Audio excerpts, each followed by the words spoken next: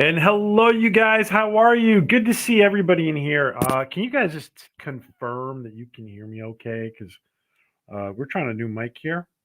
And if you guys just let me know you're hearing me okay. Good to see everybody in here. Let's see who is in here. Yeah, this is a welcome everybody. But first of all, welcome everybody to our all shifting happily segment, our all shift happily now segment, which is going to be Sunday nights, and we're gonna pivot between we're going to be pivoting between post disclosure format and other format. Thank you, Gati, and thank you so much for letting me know. Great. So we yeah, Peter's got a new microphone because the other one was giving trouble. I sound better. Oh, good. Good. Well, I hope. Thank you, Maria. Um, awesome. Look, well, let's see who's in here, guys. Seeing lots of friends in here. And hello, John Beagle, Dad. Good to see you. Good to see you, my friend. It's and John was first. Yep, John was first. Good to see you there, my friend. And let's see who else is in here. Um, Maria was in here early too. Ark was in here too. Oh, God, he stepped out of the house. Thank God.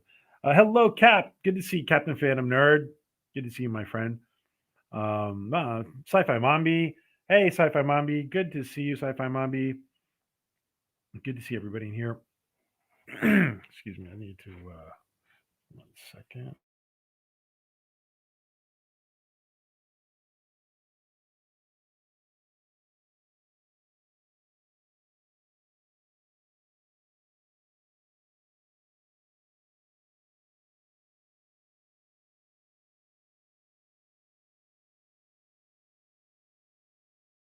Alrighty. Um, Sci-Fi Mombi, Cap.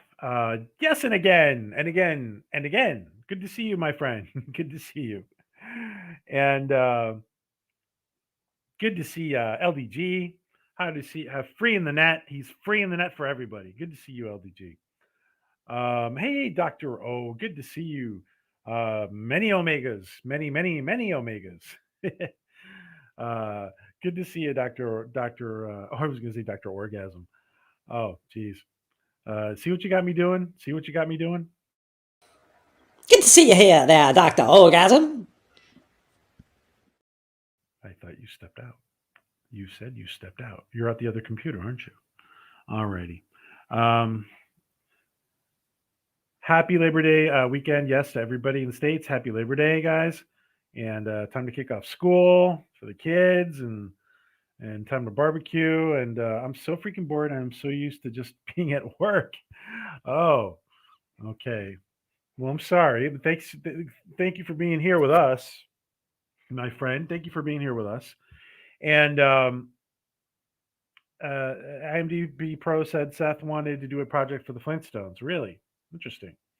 Interesting. Yeah, we're going to talk a little bit Flintstones today, and because and the reason we're going to talk Flintstones is the following. Um, under the in the post disclosure format, we're going to discuss the Flintstones because um, there really truly is a sense that disclosure has been going on for quite some time. And like I say, the reason we have the name for the post disclosure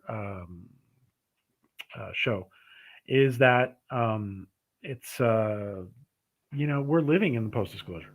We're living in the post disclosure era. It's come and gone. At the very most, we can say it's a process, right? It's a process, and we are at a certain point. I would say we're at a pretty advanced point in the process. It's undeniable anymore. So, all right. So let's finish saying hi to everybody. I had an idea for a Scooby Doo movie, and a coworker, new producer. He told him my ideas, and the guy wanted to pitch. So I sent it to him. 3 days later, the James Gunn Scooby. Oh shoot! I'm sorry, Dr. Omega. Yeah, people in Hollywood are just terrible. Terrible. They're terrible about that kind of stuff. Mademoiselle Maria. Um, Stony Girl. Good to see you, Stony Girl. Good to see you. Good to see you. And thank you for being here with us, Stony Girl. And Don't forget to smash that like button. Thank you, Sci-Fi Mombi. And Gatti is here. Good to see you, my friend. And you guys all enjoyed. You guys got to meet Gatti um, uh, 2 weekends ago, right? And she was a wonderful, wonderful guest and co-host. And I truly hope we will be honored by her presence again. So you can gently press the like button. It's okay, even like it better. And yeah. Let's see. I'll be right back. Need to go extract my eggs from the pressure cooker. Okay. Uh, no, smashing is more fun. Smashing is fun. Oh, hello, Branker Steve. Good to see you, my friend. The poster boy for manliness is here, and thank you. And he's got his little cigar there, and he loves it when a plan comes together. I love it when a plan comes together. I need to get a real cigar. I need to get a real cigar. I love my Hannibal. Um, and again, LDG is here, and good to see you, LDG. Good friend. He is free in the net. He is taking it. He is taking to the streets and helping people out with his projects. So congratulations, LDG. And hello, Snortopoopus. I should say. How I should say. I guess. Um, um, what is LDG? LDG is this guy right here. LDG is this guy right here, and you can ask him if you want to tell you what the L and the D and the G stand for. A laughing darn good time. That's what it stands for. A laughing darn good time. I just made that up. I don't know if that's true. And critically thinking and drinking is here. And good to see you, my friend. Good to see you. And cheers for critically thinking and drinking.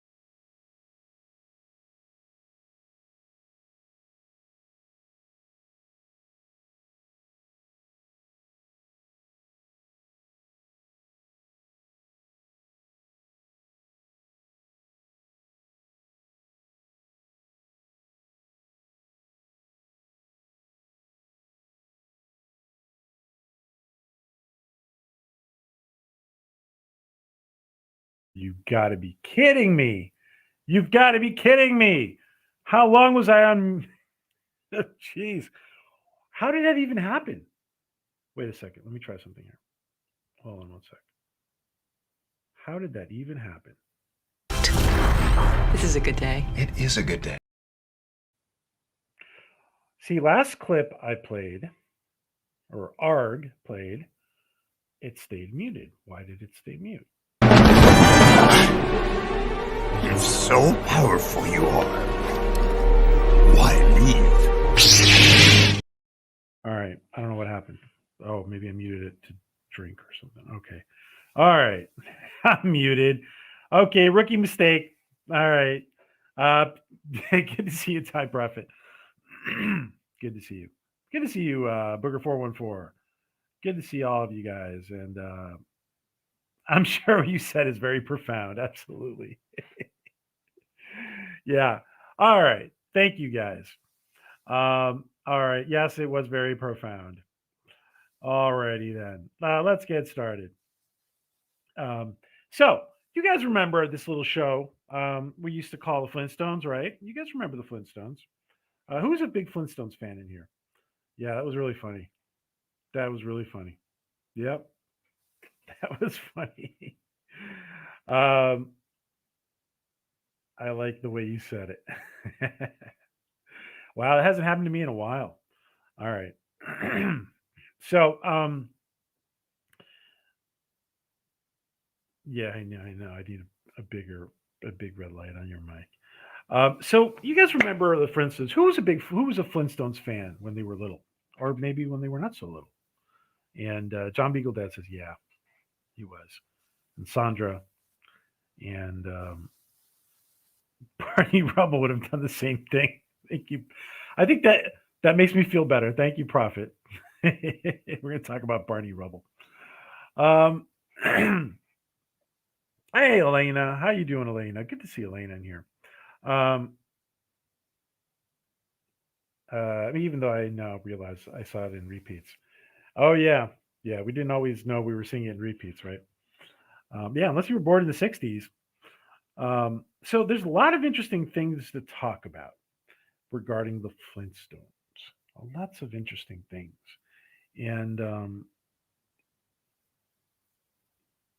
yabba dabba doo, yabba dabba doo. Um, Weird YouTube did an update when it went live. I had to manually kick it. That has been happening to me, Dr. Omega. Absolutely. Hanna Barbarian Journal, Flintstones, Thunder the Barbarian. Oh, yeah. Oh, nostalgia, nostalgia, nostalgia. And hello, Professor Brainy Specs. Good to see you, my friend. I miss your history. I miss your history sessions, Professor Brainy Specs. Um, the Flintstones, yeah, animated version of the Honeymooners. Absolutely, Nate. Absolutely. There was a little, there was something. Oh, I'm sorry, Prophet. I'm so sorry. And our best wishes go out to you. And guys, everybody, everybody's in the chat. Put in a heart for Prophet. Put in a heart if you guys can for Time Prophet. I'm sorry. I'm sorry, Prophet, that you had to go through that. It's hard to go through, and um, I think Mike, you know, I'm not going to really talk about Bird today. Our friend Bird of Prey 5, you guys know, passed away as well, and um, our friend Bird of Prey was an amazing person, and so guys, put in some hearts in there for put in some hearts for Time Prophet. Hey, John DeMarco, good to see you, my friend. And yeah, lots of thinking about Bird this week, and our condolences to you, Time Prophet. Um, alrighty, yeah. Um, I'm gonna, I was actually gonna I'm gonna put up a picture of Bird later. Um, he was 80, went to the hospital after a fall, and they found out he died. Oh, I'm sorry. I'm sorry, dude. I'm sorry. Um, well, I hope the family is handling it well. I know it's hard. Um, and lots of love there for Time Prophet. And thank you guys. Um, The jump the shark moment. It was a jump the shark moment, but what if it's more than that? What if it's more than a jump the shark moment? And one of the things that we want to get here is that, and let's start by putting up a picture of Gazoo. Um, Now, I have not really seen, or it's been a while. I saw one of the Flintstones movies. I haven't seen any more. I don't really follow what's been going on in those Flintstones movies. But excuse me, I'm a little hoarse today. Um, but what if? Isn't it peculiar? Isn't it peculiar, guys, that um, we have? And I'm going to show a little clip here in a little bit. We have this we have this how do I say this? We have this he's an alien, right? He's literally a little green guy, little green person. And the big thing back in the 50s and 60s was talk about the little green men on Mars and before the 50s and 60s. And little green person, right? And he's not just a little green man from outer space. He's also a time traveler. And and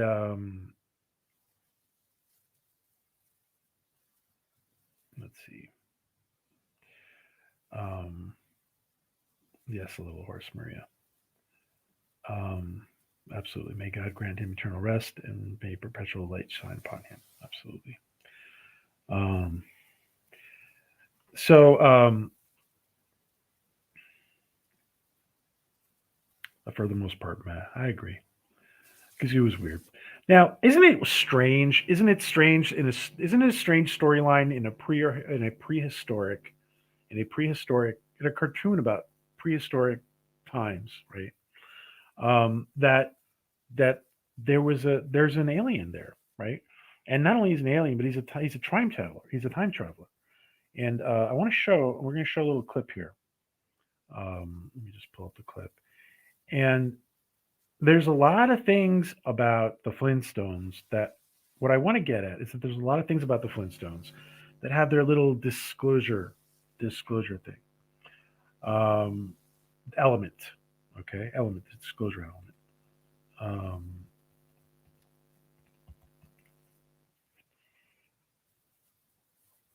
All right.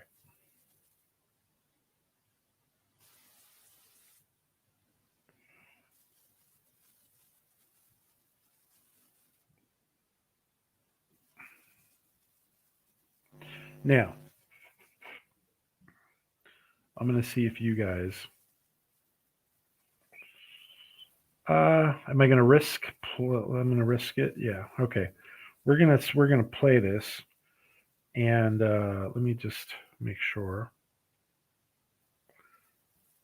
This is a new mic. I hope it doesn't give us problems. I want to play a little clip here. Okay. And this is where Fred and Barney meet Gazoo. Okay. And we're going to play this little piece first. Alrighty. And hello, Outlaw Bill. Good to see you, my friend. Do you think a little green man could fix Doctor Who? All right. Let's take a listen to this, and let me just see if this works.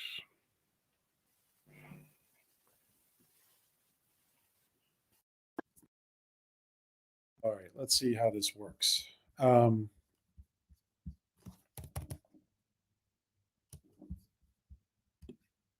Sorry, there's certain. Let me see. I just want to make sure this new mic, everything works properly. All righty. So on a live, it worked properly before, but let's see if it works on a live. All right, they meet Gazoo.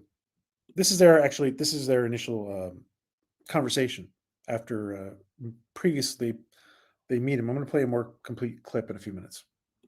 Okay.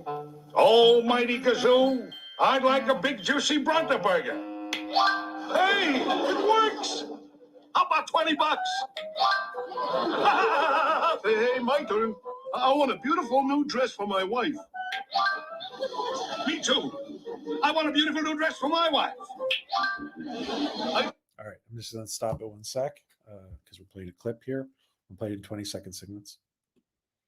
Like a gym set for Bam Bam. I'd like a new doll for Pebbles. We need some garden furniture. We need a new dining room set. New golf clubs. A fishing pole. Bowling ball. Have your fun, fellows. But take heed, greed brings trouble, which is now approaching. An officer of the law. Okay, so basically, what I wanted to show about this was the magical aspect, right? The magical aspect. His technology is magical to them, right? You explain all this to him, will you, Gazoo? I can't. You two are the only ones who can see me. All right, what's going on? What's all this stuff? Oh, well, it just, no. Well, we just found it. Oh, you found it, huh? Out here in the middle of the road, huh? Okay. Yeah, and Mike, good to see you, Star Trek actor Mike Satterfield, Classic Glue Mike. Yeah, we're talking about disclosure on the Flintstones, and we didn't realize as kids how much disclosure we were getting. We're going to talk about. We're going to delve into that. All right, citation number 1. Failing to report stolen property. Oh, this property wasn't stolen. It's ours. We were taking it home. Yeah, that's right. Oh, you were, huh? All right, citation number 2. Transporting stolen property. Gazoo, we changed our minds. We don't want this stuff, at least for now. As you wish. Okay. Okay. Almighty. Now, let me take a. Let me take a second. We're going to look at the second clip. Now, it turns out that Fred and Barney. Can you guys still hear me okay? Let's make sure after the clip you guys can still hear me okay. Just let me know if you guys can still hear me okay. Post disclosure is the name of our show, and it's in our All Shifting Happily segment of our channel. And post disclosure is you've seen it before, Mike. We talk about we talk about UFOs and paranormal and all kinds of stuff. Thank you, Kathy. Thank you. When did they wish for the policeman to disappear? Very funny. Yeah, good point. So we're gonna now. It's funny because right before they start talking, right before Fred and Barney start talking, and by the way, in a little bit we're gonna get into why Barney is named Barney. Isn't that interesting? You guys are gonna find that's gonna be really interesting. Why is Barney named Barney? But listen, but right before then, Fred and Barney turn out to be the official first. Let me put that picture up. The Fred and Barney turn out to be the official. There you go. There it is. All right, this picture of Fred and Barney. Fred and Barney are the official first UFO crash retrieval team in history. They literally get out of Fred. They literally get out of Fred's car. Fred says, bring out the shovel, get the shovel from the back, Barney. And they saw a UFO and now they crashed and they're going to dig it up. Isn't that something? Isn't that interesting? Thanks, guys. Thanks. Check out the Angry Astronaut. He does a section on UFOs. Oh, okay, cool. Thank you, John. Hidden meanings. Oh, you're gonna love what we talk about next, Elena.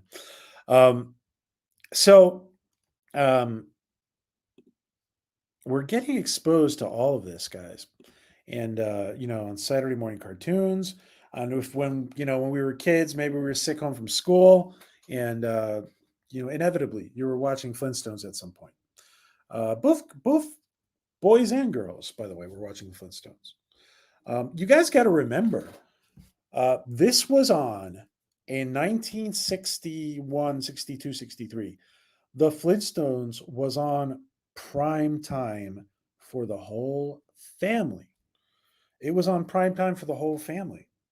And some of you guys, there may be people in here who remember that, watching the Flintstones, the whole family together in the 60s, right? So here they are digging that up, and I want to put up that clip as well. Hold on, put up that clip. And this is not a monetized stream, evidently. All right, let's see. I want to make sure. All right, so we saw their first interaction with their kind of first interaction. We just saw their kind of first interaction with Gazoo, but we're going to see now a few moments prior to that how they come across Gazoo and how they meet Gazoo. Okay, so let's see.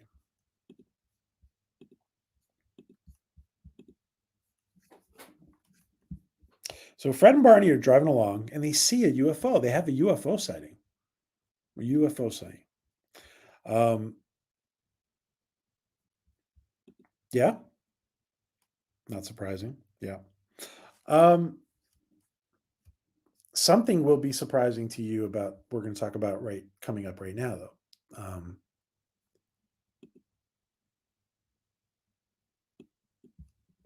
Cocoa Beach, I Dream of Jeannie. Yeah.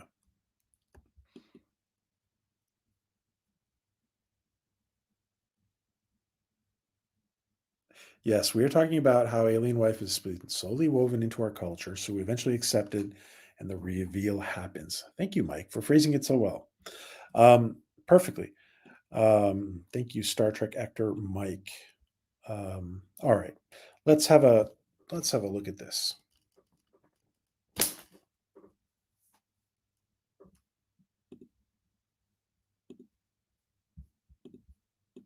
So what did you tell Wilma? I gave her a firm, definite maybe.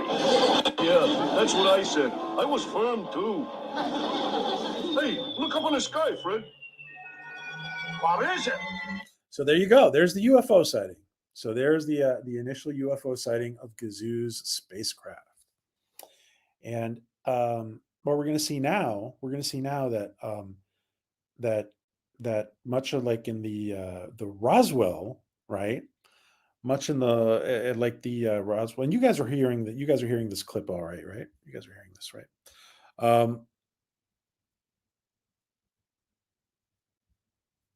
Or we will be willing to accept it when the government try to play fast one on us. The fast one on us is, I think the fast one on us is more to do with how we perceive disclosure in a positive or in a negative way, right? I think that's what. All right, let's continue. I think that's what's most important, our perception of disclosure. I don't know.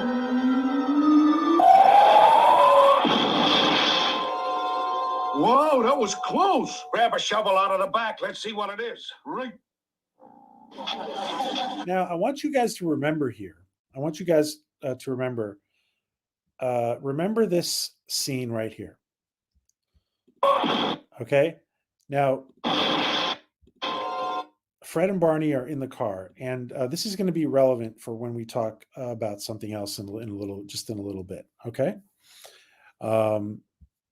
And let me continue to play this. And you guys are hearing this all right? Yeah. Okay.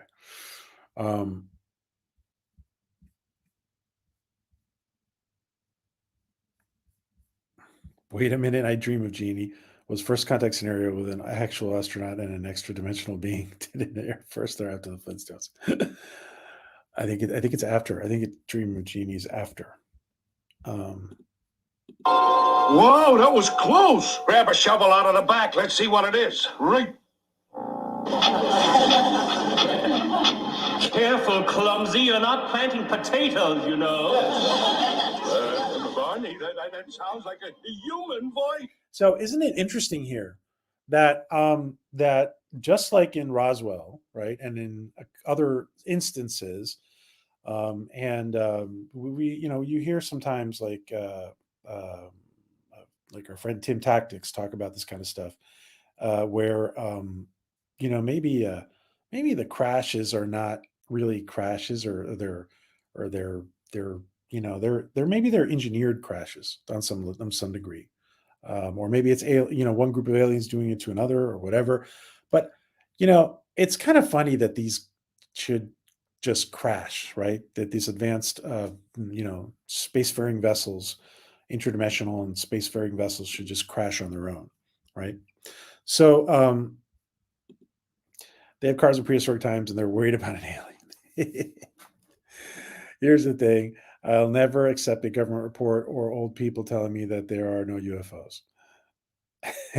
See, well, that is our Cape Canaveral correspondent, John Beagledad himself. Thank you, correspondent John Beagledad.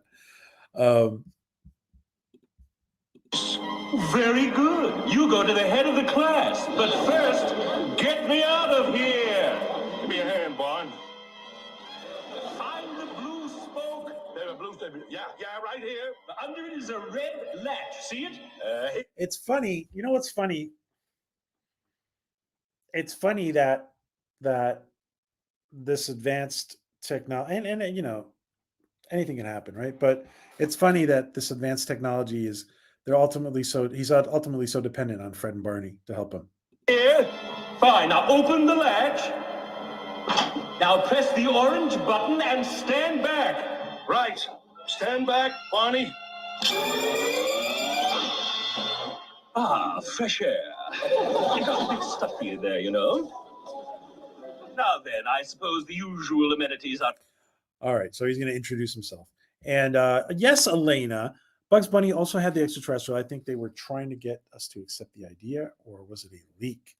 Yeah, I think they're trying to get us to accept the idea, right? And I was interviewed by a MUFON investigator once, many years ago. Really, that's interesting, Booger 414. Was it because you had a sighting, or what was the context of that? If you feel like sharing. All right.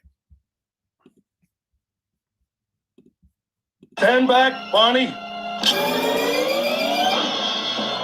Ah, fresh air. It got a bit stuffy in there, Now then, I suppose the usual amenities are in order. I am the great Gazoo, the former headmaster scientist on planet Zatox. Which on? Wait, let's hear that again. That's quite the introduction. Suppose the usual amenities are in order. I am the great Gazoo, the former headmaster scientist on planet Zatox. The former headmaster scientist on planet Zatox. Okay.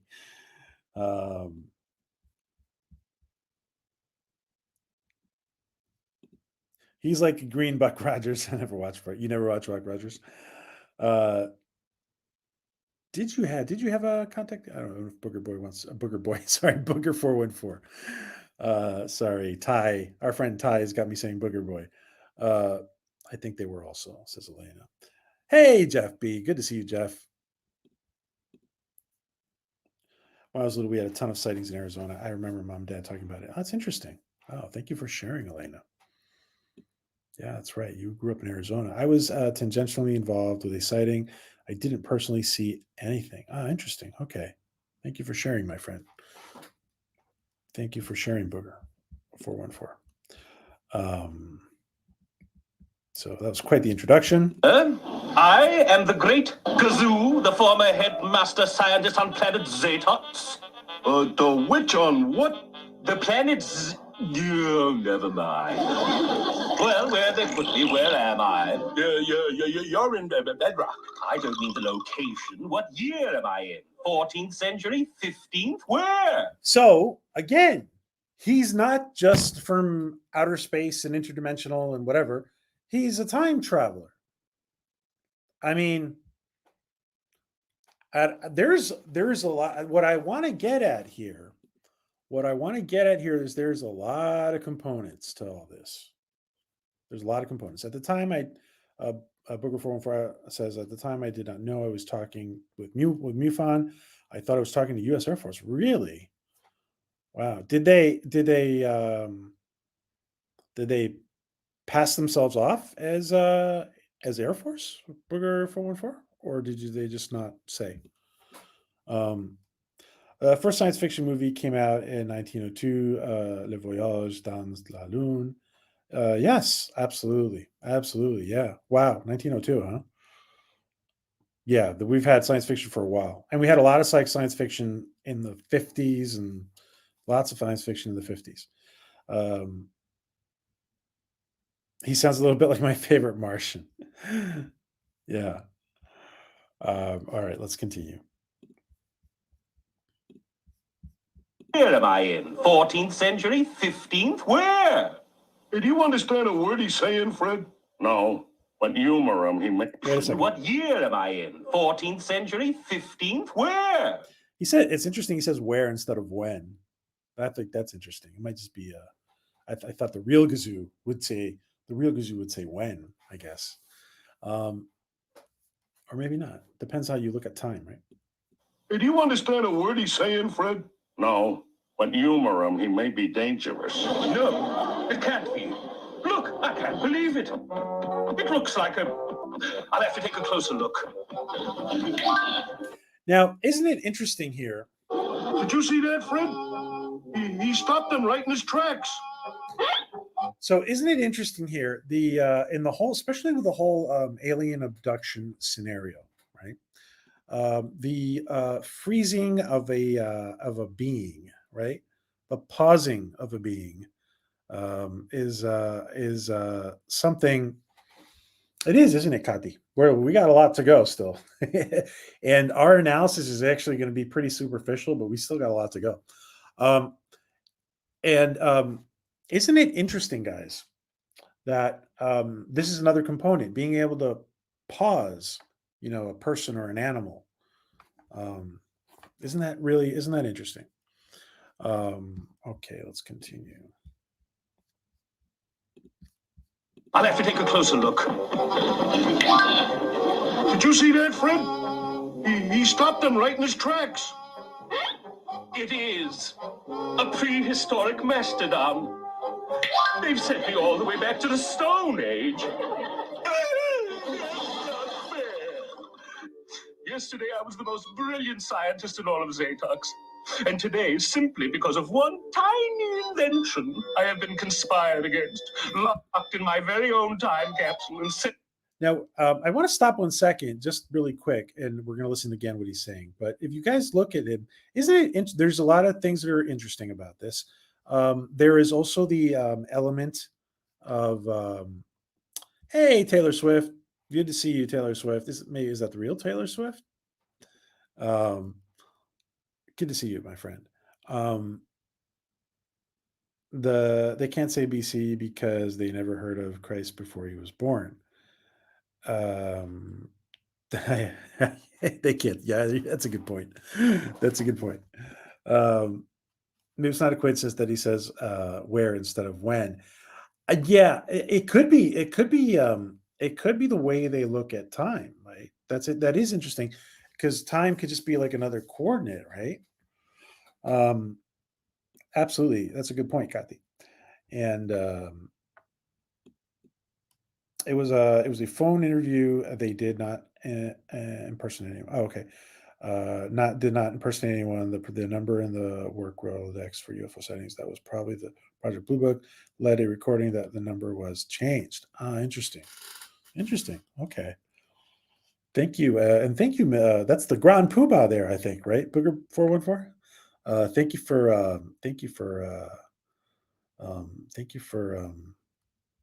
checking for sharing. Actually, I was thinking. Thank you for sharing, but I was thinking for that. That's pretty cool that you put that image up of the Grand Poobah. He just froze localized time. Yes, he did. It was a localized time field. He put a time dilation bubble around the mammoth, only to the observer as the mammoth frozen. He's actually still moving for that Thank you for that as pace so slow that he can't perceive it. Actually, that is well explained. Thank you, thank you, Star Trek actor Mike Satterfield. Thank you, my friend. But the Flintstones still celebrate Christmas. Of course they do. Of course they do. That new number was just answered. That new number was just answered UFO hotline. It was a DC number, as was the old one. I had no idea that USAF, United States Air Force, had essentially outsourced the function to MUFON. Really? Can I ask, just out of curiosity, 414? Can I ask, just out of curiosity, can you tell us what time frame are we talking about? Are we talking about like 10, 15, 20 years ago? Or thank you, Maria. Thank you, Maria Tiantelli. $2 to a good cause just because. Thank you. Oh, thank you, my friend. Thank you, Maria Tiantelli. And guys, by the way, Maria's been sharing some awesome pics lately, and her at the beach. So congrats, Maria, on enjoying the beach. And please use your wrenches. Maria, can you please let us know when your next stream is? Yes, it's the Grand Poobah. Oh, okay. I'm going to check that. I'll check that right now when we finish this video. Thank you, John Beagle Dad. All right, let's continue. And thank you, Maria. Thank you for that.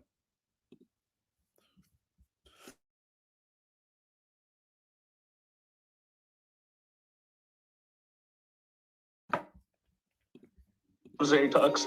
And today, simply because of one tiny invention, I have been conspired against, locked in my very own time capsule, and sent here to start all over again. Yeah. Oh, I didn't say what I wanted to say. Listen, really quick. Isn't it? There's so many components here. There's the component of levitation, right? Gazoo levitates all the time, and I'd say not exactly when he sits on the rock, but he's levitating all the time. He's also Gazoo is also as you see here, he is also he's about like 2 feet tall, right? Maybe 2 with his helmet. He's also smaller than the standard human. Maybe Fred's really tall. So how do you think? How tall do you guys think? For those of you guys in the States, how tall do you guys think he is? I'm thinking he's like 2.5 feet tall. Yeah, he's about 2.5 feet tall. I'm thinking Fred's like 6 foot. Barney's probably 5 foot. That's my guess, something like that.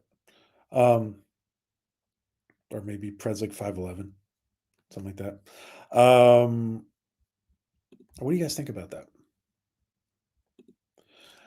They might be trying to show how time is not what they think. Opening is what we are seeing now. Okay, opening is to what we're seeing now. Okay. It's just science. We don't understand magic. Yeah. I will not say booger. A bay wall of wibbly wobbly, timey wimey stuff. Let me just catch up with the chat real quick. Probably about 20, 25 years ago. Okay, that's interesting. So that puts it in the 90s. Or I'm sorry, 90s or no, that puts it like around 2000. That's interesting, Booger 414. All right, thank you for sharing. Thank you for sharing. I love when thank you for sharing, guys. You guys, it's a wonderful community. You guys are awesome for sharing. Thank you so much. And have a great rest of your stream. Got to move to Mombi stream. Great. Thank you, Sci-Fi Mombi. And guys, make sure you are opening up a window. There you go. There's Sci-Fi Mombi's link. Guys, open up a window, and Sci-Fi Mombi streams for quite a while. And open up a window, go say hi to her in the chat while we're talking here. And when we're done, go take her to participate in her stream. Thank you, Sci-Fi Mombi. Thank you, my friend. Because he was related to Gazoo. He has a big head, though. Yeah. Oh, those tunnels. DJ's always entering a tunnel. I do believe that this is the most in-depth analysis of the Flintstones I've ever seen. Thank you, John. John's funny. John DeMarco. They're going to watch the Martian extended cut. All right, let's continue. We're going to talk about stuff now. we're going to talk about something that might blow your mind a little bit right now after this. Zatox. And today, simply because of one tiny invention I have been conspired against, locked in my very own time capsule and sent here to start all over again. Yeah. What was the tiny invention? I love the way, don't you guys love the way, look, he zaps, he has like a, I guess back in the day, it would be a glass cup, right? And he zaps it away. He just zaps garbage away. Isn't that interesting? He's very environmentally conscious. Gazoo. What do you guys think about that? I'm not sure, since the speed of light is the universal constant, we are interesting enough for any of these species to spend the resources to come to Earth. Says the sci-fi author. Interesting, the sci-fi author would say that. Early sci-fi often depicted aliens having big heads because they have bigger brains. Look at yeah, that's true. Well, and so do some of these. I believe in alien dolphins. So do some of these, alien encounters that people report on, right? Based on who was working with me, it might have been longer ago. I would say late 90s. Okay, gotcha. Booger for. Thank you, my friend. That's very awesome that you guys are sharing. Thank you so much for sharing. I appreciate that. Tibetan monks have been known to levitate and even teach it. That's true. Thank you, Elena. All right. So we got he is a environmentalist. He is an RFK alien. All right. What was the tiny invention? It was a little button no bigger than your fingernail. But if you pressed it, zam! Zam? Zam! Yeah, he made some kind of mass destruction, weapon of mass destruction. Zam. Everyone and everything in the universe would go in one multiglorious, instantaneous disintegration. I'm so worried. I never intended to use it. The October. And speaking about sci-fi, this video goes into I'm just going to look here. 1965 Flintstones episode that introduced the Great Gazoo was written by this human female. So this actress wrote the Gazoo, who then became screenwriter, Joanna Lee. And guys, I will put in the link to this channel in case anyone who wants to check it out. Because there's a little bit there about Joanna Lee, writer, actress, producer. That's putting that into the chat right now. All right, so it's very interesting, and I'm just going to leave this up there for a little bit. And so we have levitation, we have the ability to pause an animal and put them in that time dilation field that Mike was talking about, and we have the materialization. We saw in the other. You have materialization and dematerialization of objects, right? We have Green Literature is literally the Green New Deal for Bedrock.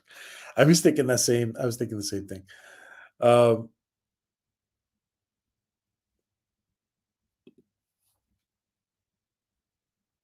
Another form of energy, exactly. So long, and thanks for all the fish. Yeah, they come to this planet just to raid the oceans. Was it Zam or Shazam? I was Zam. Was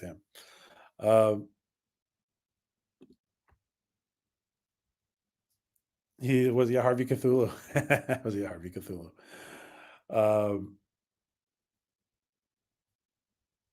He preferred earth-shattering kaboom. Yeah.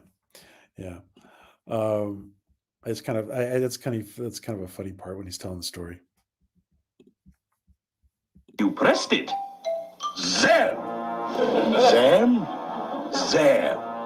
Everyone and everything in the universe would go in one multiglorious, instantaneous disintegration. don't look so worried. I never intended to use it.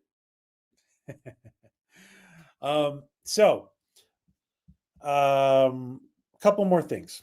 Fred and Barney, crash retrieval, the first crash retrieval team, right? They're driving along, right? They're driving along. They see the UFO. The UFO crashes, right? And I mean, I get that these guys, I get that they might be paraphrasing, some of these stories that were, just like maybe 8-10 years prior to that were, what am I talking about? 8-10 years, 3-4 years prior to that. We're talking about Roswell, right? And there were other incidents as well, but this is kind of the standard. And I think it's funny though. It's interesting that they become the crash retrieval team. I think it's fascinating. To me, this is all fascinating. Literally, the entertainment industry has been involved in the greatest psyop in history. Absolutely. And this isn't even a sci-fi show. Now, time to talk about something else that is going to be. You guys think? I think this is fascinating. Some of you guys might think this is kind of just evident cultural play, right? But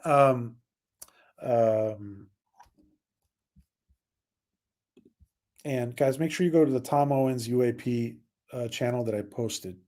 Tom Owens UAP channel that I posted.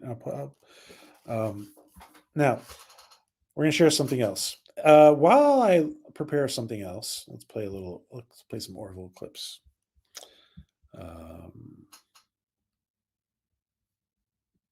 Everyone, just stay calm. If we do what he says, he won't hurt anyone. What do you want? Which one of you is Bortus? I am Bortus. I want you to eat my weapon. What? Oh man, God! Your faces were freaking priceless. Isn't that great? All right. Let's try one more. I love the funny stuff on the Orville. I love the funny stuff on the Orville. Seth, please include lots of funny stuff in season 4. What is that now, Mr. Guy? There he is. He's been talking about Misty Girl all day, every day. I don't know what you did to him. Misty Girl. Get on with it now there, Mr. Page. Okay. We're getting on with it. Let's find another video. Another Orville clip. And you know what? Oh no, we can't do that. I can't play all that.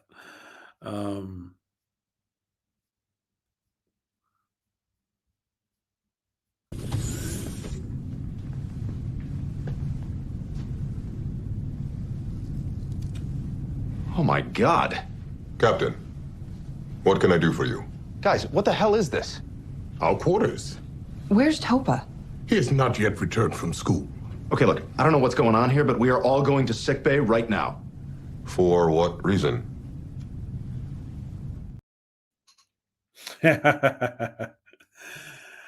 Wow.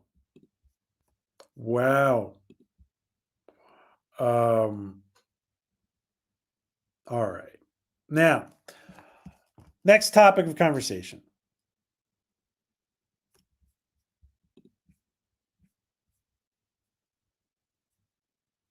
I'm going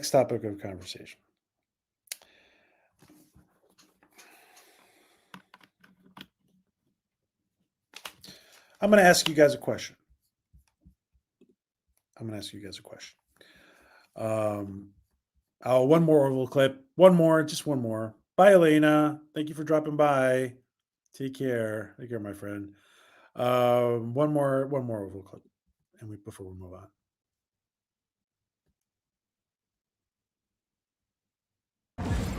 leader to all pilots. Time to fly. Acknowledged. It's about time we give these things a real shakedown.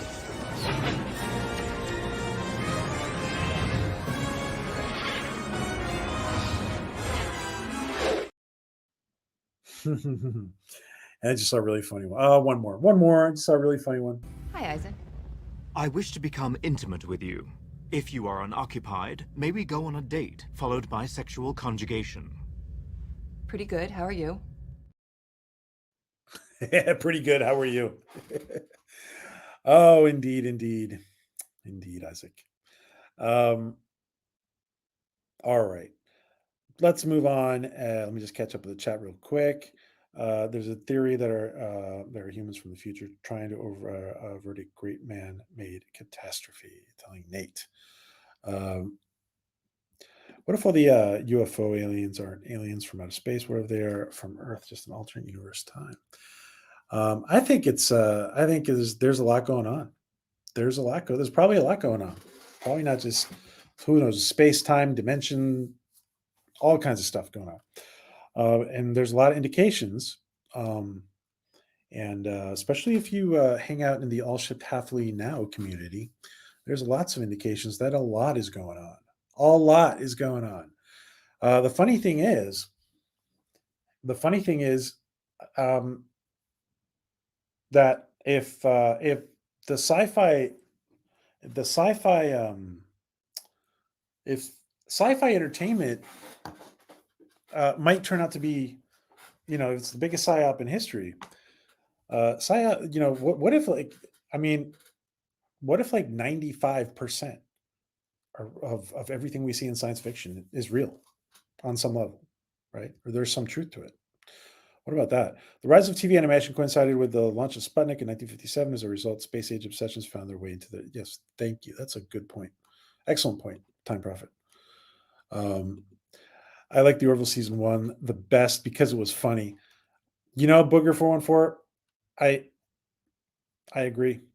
I love the humor in the Orville. Love it. It does not take away from the Orville or itself or the development of Ed Mercer or any other character, or Kelly or any other character. It does not take away. Life is funny. And if we're hanging out here, but if we're hanging out in person, guys, I bet we'd be laughing. You go to one of those meetups where a lot of the communities meet up. We haven't done one yet in our community, but be laughing all day long. People crack jokes all day long and do funny stuff all day long, and life is funny. I think the humor makes it more real. So thank you, Booger 414, for pointing that out. Stony Girl's going to check it out. That was my deep in congestion. It's still smoking. Please tell me you're not a smoker, dude. Tell me you're not a smoker, man. Mocklands are predisposed to addictive behavior like smoking, yet everyone is surprised when he's into porn. That's funny. That's a good point. That was my favorite funny line until Gordon just asked about my taupe. Yeah. I'm on Labor Day weekend, 24%. Oh, guys, yeah, please put in your link. Guys, Mike has got some cool fan stuff out there, fan-made merch. Please check that out. Please check it out. Please stop something, buy something. From KP, a stitch in time, run, stoppable approach, quote, time. All right. Bunch of paradox. Time travel, a terrifying bunch of paradoxes. Maybe. I guess, who knows if... What if every time you hit a paradox, you just branch off a new timeline? Huh? If it's all real, I need a replicator. I know we need a replicator. I need a shuttle, Stony Girl. I need my own little spacecraft.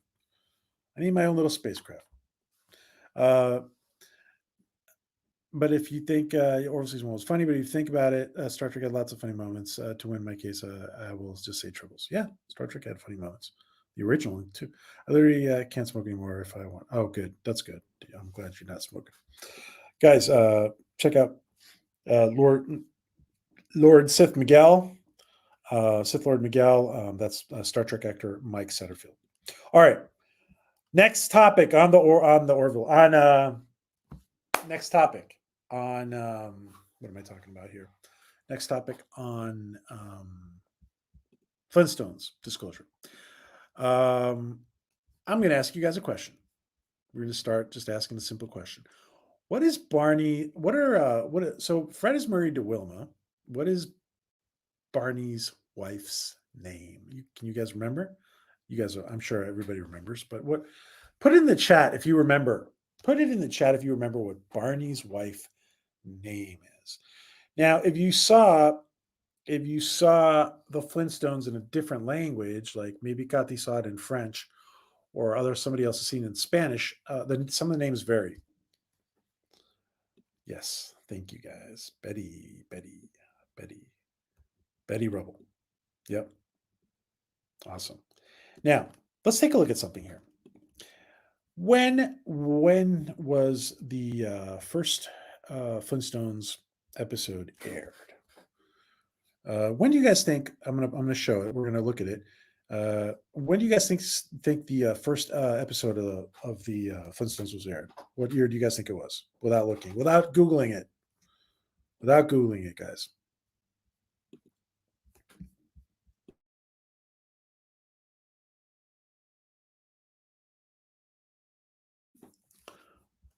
Yeah, of course, John wasn't alive. When do you guys think the first make brick and rubble? Mike says 1961. Without Googling it, guys, when do you guys think it was aired? I said something before, but actually what I said wasn't totally correct. When do you guys think?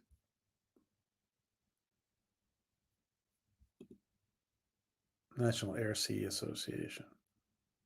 Air and Space 1958. 1957 says Stony Girl. Oh, wow. What do you guys think? Without Googling. When did the and remember that I keep saying I'm about to say the Orville. I got the in French was Betty called Betty? Because I know they varied sometimes. Booger says 1963. Sony Girl says 57. Mike says 61. All right. Nate says 65. Now, all right, let's take a look at that. Let's take a look at when. There's a good reason I'm showing you this. Okay. Let me bear with me for a second. And let's take a look. Now, bear in mind, again, what I wanted to say, bear in mind that oui, Betty. Okay, awesome. They use the same for Fred and Betty. Okay. Because in Spanish, they changed Fred to Pedro Pica Piedras. Thank you, Kathy. Hey, Curtis. Good to see you, Curtis Selby. Good to see you, my friend. I hope you're not too tired to blog today. It is 1960. It is 1960, and we're gonna thank you, Prophet, and we're gonna take a look at that together. Yeah. So you guys can see this, right? And bear in mind that this was on in prime time, guys. In prime time for the whole family. People of all ages were watching, and there is adult humor in there in the Flintstones. There is adult humor.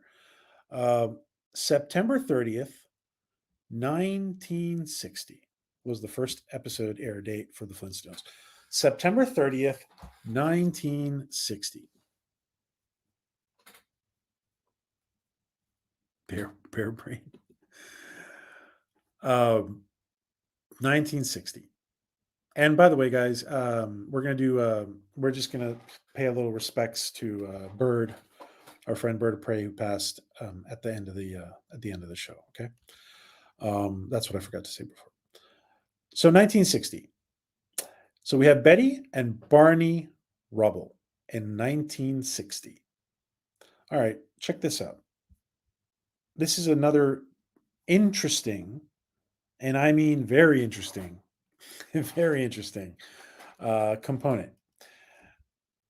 Now, I have to stop sharing this to share something else. Okay, so let me put up a picture first. You guys, so tell me, you guys, if you guys know who these people are. Tell me if you know who these people are.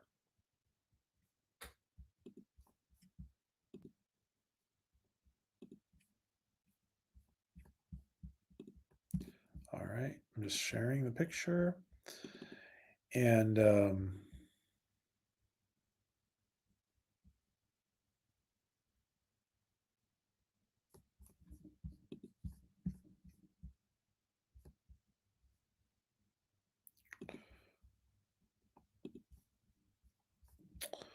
oh, 1 second. 1 second.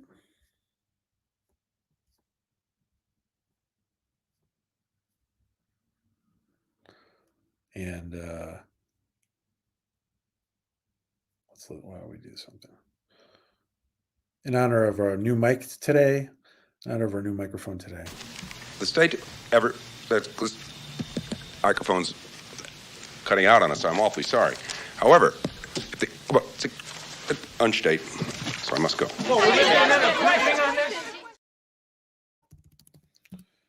Oh, I love that clip. I love that clip. All right, almost ready.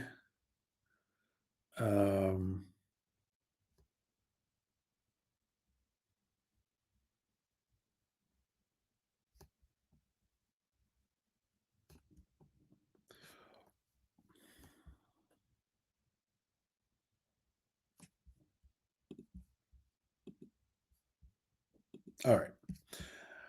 Tell me if you guys know. So you guys know it was. I just want to put up this picture, and tell me if you know who these people are.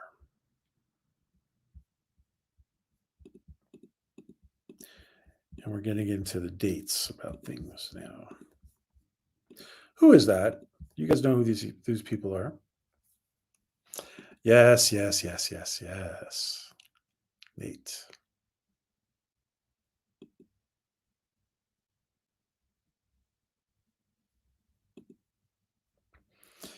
Yeah.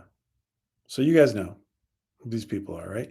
This obviously is, as Nate said, Betty and Barney Hill. Now, it's very interesting that the premiere.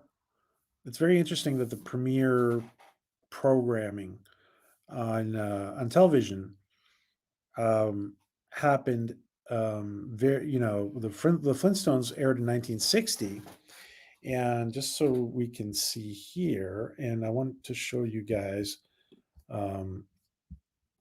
Oops. StreamYard is wait. This isn't StreamYard. Is it doing it? Is it StreamYard or is it?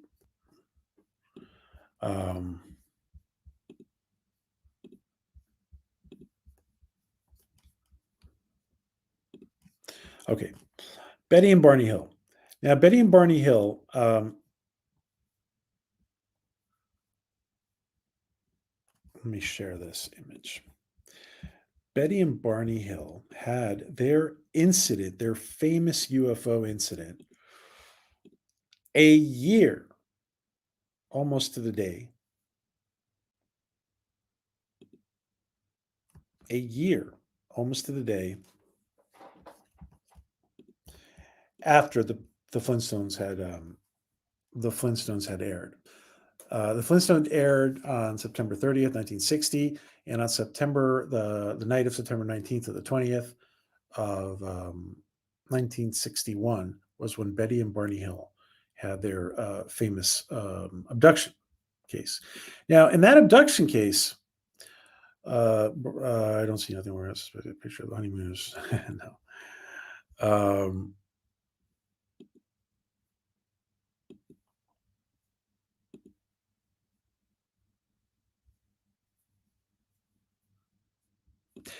The hills are made of rocks. Coincidence, and I was also going to bring that up. Booger 414. Thank you. It's interesting that Betty and Barney Rubble, right? Betty and Barney Rubble, and Betty and Barney Hill, Barney and Betty Hill, and Barney and Betty Rubble. I don't know. It's very very interesting. There's a lot of similarities. Obviously, back in the 50s, it was probably not acceptable in the entertainment industry. Oh, it certainly wasn't. It certainly wasn't acceptable to make one of the protagonists African American, right? But if we look at we look again here at Betty. What's going on?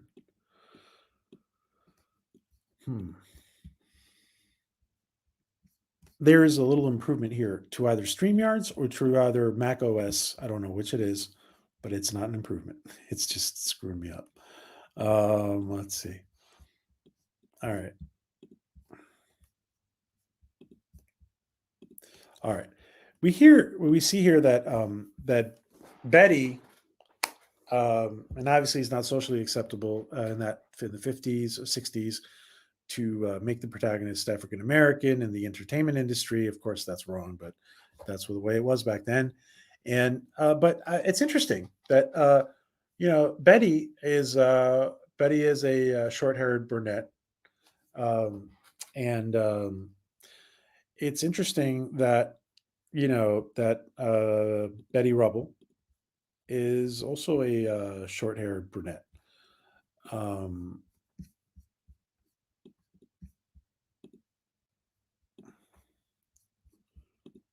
And let me just put up the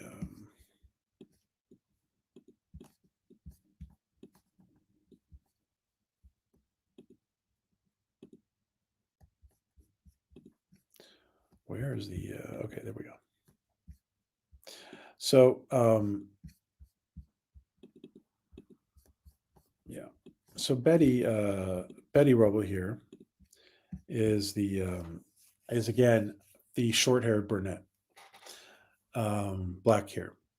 So they claim they were abducted many times after their first encounter. Now, it was also, they also claim that there was a component of, apart from being abducted by extraterrestrials, there was also talk of a government military presence there. So the whole thing is now it's interesting. Now, what came first, the chicken or the egg? And so John Beagle Dad says, is that who they patterned the characters off of? Well, I'm not sure Barney's necessarily. Well, they had to change Barney to. They could not put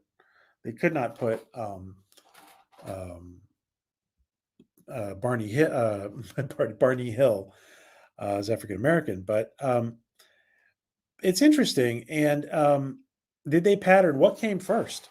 Now, did they maybe did Hanna-Barbera, for example, were they told that or suggested that these character names had to be used?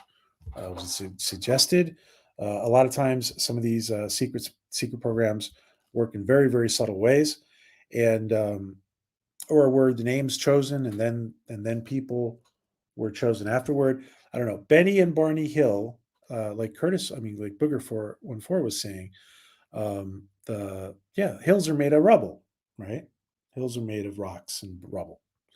So yeah, it's very interesting. It's very very interesting, and it's too much of a coincidence, really.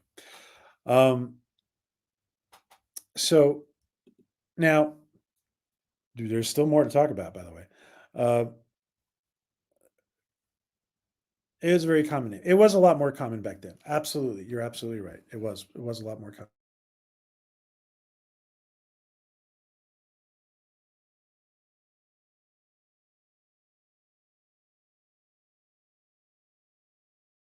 Now, let's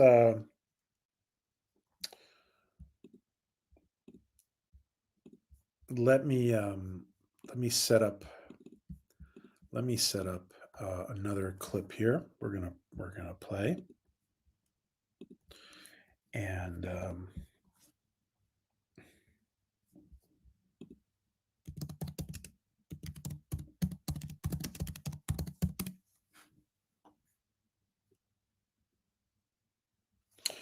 now there's all kinds of elements.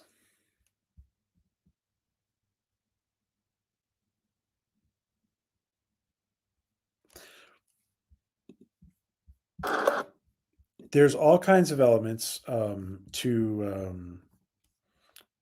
and we're going to watch another little clip here. There's all kinds of elements to all this that we're talking about. Here's another one. It's you know what? I'm not going to say anything. We're just going to watch it first. Wrong. PJ, I already told you the Flintstones is the parody of the Honeymooners. Right, it's Jackie Gleason is Norton, and Alice is Betty. No, you're absolutely right. You're absolutely right. Betty is Trixie. Yeah, but well, I think things can be made to coincide. I know what you're saying. I know it was the Honeymooners. I hear you. I hear you. All right, let's watch this little clip here. Men in Black. There's also a UFO MIB case report on DC6 by Scooby and Shaggy. Okay. Thank you, Dr. Mega. All right. Let's watch this little clip here. Now, this clip here is a 1963 or 64 clip. It's a later episode of Gazoo.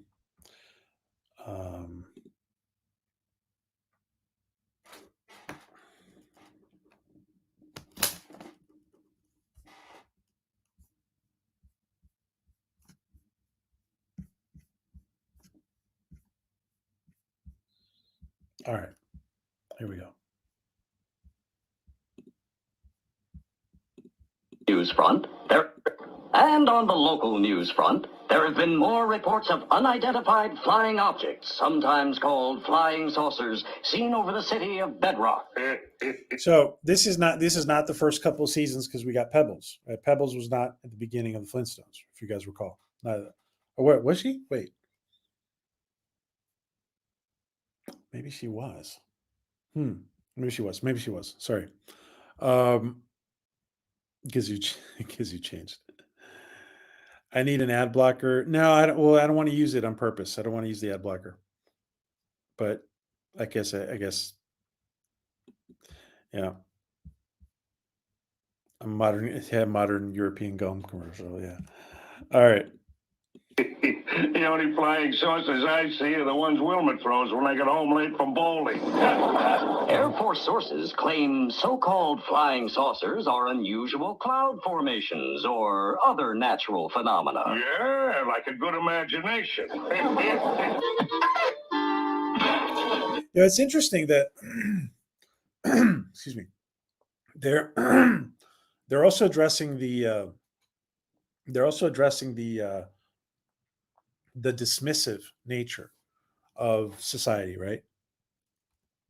Excuse me.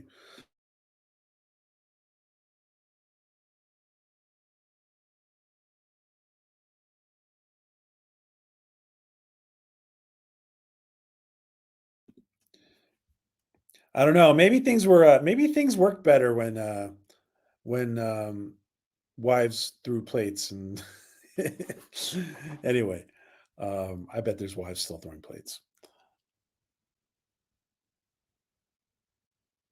Oh, John Beagle Dad, you need to watch Stargate, the series. Anyway, here we go. Did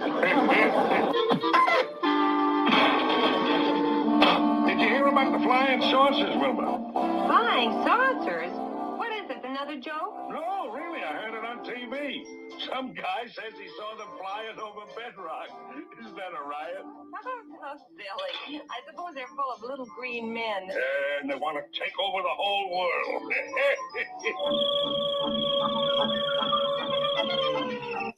So we see here that Gazoo has a bigger ship now. Oh, or was this Gazoo, or is this? Wait, was this Gazoo, or is this some another entity?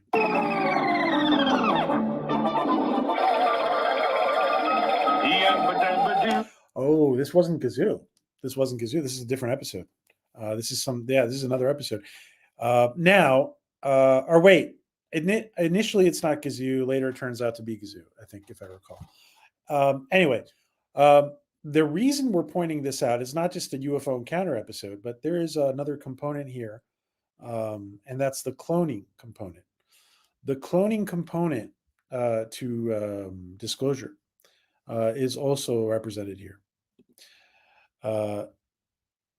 Heck no, dishware is expensive nowadays. Heck no, dishware is. So Maria's trying to tell us that she doesn't throw plates. Okay. Storks didn't exist as a T-Rex was supposed to. That was a pelican, I think. So yeah, no pelicans were harmed as trash cans, right? As trash receptacles. No, this is not Gazoo. There's another alien. He's a duplicate friend. Yeah, okay. So it is another alien. Okay, see, that's why Mike is here. That's why Mike is here. Thank you, Mike.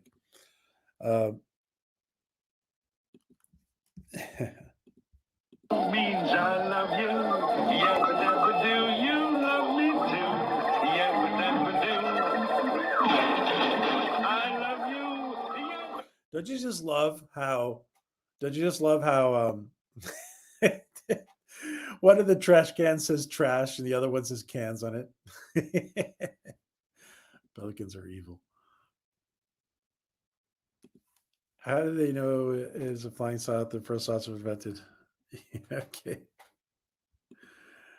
Can be on brighter times. Okay. Dabba dabba dabba do. Hey, I'm in good voice tonight. There they go. They've got I don't know. What do you want to call it? They've got Fred's quantum imprint.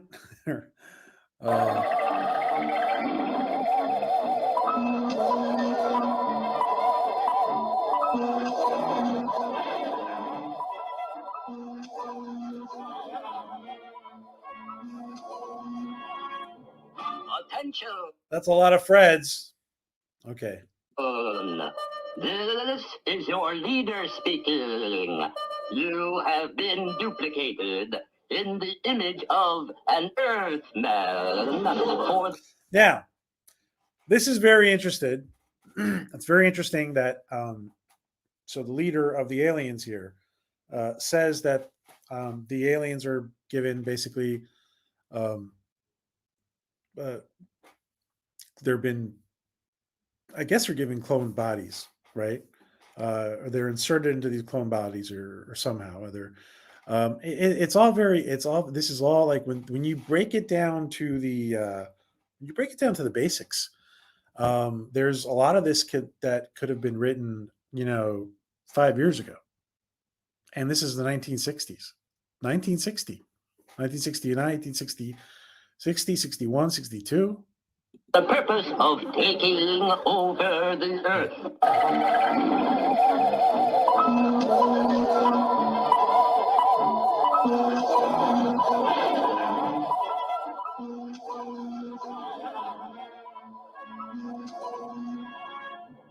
Attention! This is your leader speaking. You have been duplicated in the image of an Earthman for the purpose of taking over the Earth. You are also equipped with the complete mastery of the language. Yabba dabba do. Flying up. Yabba dabba do. Indeed. So we see here Yeah, that's where I want to leave. Okay. Um, and it kind of reminds me of The Lost Saucer, says Booger 414. That is I think that's an old, is that a black and white film? Booger 414? Yes, transporter pattern is the correct Star Trek and soon to be Orville, right? I think we're getting transporters in season 4. I think so. Raise your hand if you want transporters on the Orville in season 4. Raise your hands if you want transporters on the Orville in season 4. Those song lyrics wrong. Eep, boop, bop, or I mean, so okay. It means I love you, not yet, but ever do. Okay, Epop or means. Cloning was written about in science fiction in the 1940s. Also, remember Outer Limits. Yeah, Time Prophet. Yeah. And in biology, it was talked about even earlier. Thank you for sharing that. Yabba-dabba-doo, yabba-dabba-doo, yabba-dabba-doo. Transporters for cargo is fine. And yes, Stony Girl wants transporters. Just for cargo, like an Enterprise. I don't know. It's not an Anson Rivers show. It's an Ed Mercer show. But just for cargo, says John Beagle. That only if they act like they did on Enterprise. I see. Okay. Now, it's a Jetsons reference. We're gonna talk a little bit about Jetsons as well, just a little bit. Voyage Trekkers answered the transporter question in their last episode. Oh.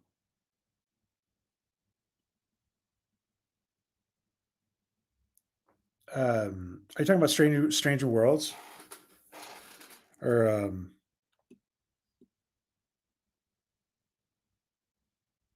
Voyager? Is that Voyager or is that Voyage? Personally, I do not want transporters in the Orville. I love how everyone on Enterprise was afraid of the transporter. Yeah, listen, Enterprise was done so well. It was done so well, and people did not appreciate it. Look at the Trek we're getting now. I bet you're appreciating it now, right? No transporters on the Orville. Yeah, we love shuttles too, but they can use both. They can use both, right? Hey, Louise Sparrow, good to see you, my friend. Hello, Louise. Orville Nation about transporters for egg sandwiches. Yes. Yeah, we already got them for egg sandwiches, right? Don't we? It's quite the transporter for the egg sandwich. Travels through time, too. No transporter, says Burger 1414. How about when we would get those beautiful approaches with the shuttle? Yeah, beautiful approaches with the shuttle. They beamed people on Enterprise. It was very rare. In an emergency, they finally beamed out. From what I heard, Captain wouldn't even send this dog through this. That's what Travis said at the beginning, right? In Enterprise. Judy Jetson song, it has nothing to do with Flintstone. Okay. New Voyage Trekkers. No, Voyage Trekkers was a YouTube series that was a sort. Oh, okay. Oh, yeah. Okay. Gotcha. But going forward. Thank you. Otherwise, it was only used for serious emergencies. Yeah, Archer running an exploding ship. Yep. Enterprise was with the Suliban. On that, it's Suliban little Lego connect the Legos, connect the pieces space station, right? That's Suliban. Enterprise was darn near Shakespeare compared to Discovery. It certainly was. Listen, I don't want to get into this now, but that story needed to be told, and it was told well. And that the Vulcans held them back and all that stuff. And it was done really, really well. Bye, Kati. Good to see you, my friend. Thank you. Bonsoir, Kati. Have a great evening, my friend. Thank you for hanging out, my friend. Chuckle. All right. There was one more thing I wanted to touch upon. I thought more people were familiar with the Voyage Trekkers. Dude, the thing is, Booger 414 is that my hard drive just Can't take it anymore. I'm dumping. I'm losing. Going to lose my nerd cred. I'm just dumping stuff. I got too much in my head. That's my problem with some of this stuff. Never Enterprise will thought not as bad as Star Trek. No, Mike, what are you saying? Michael, no, what are you saying? No way. All right. So,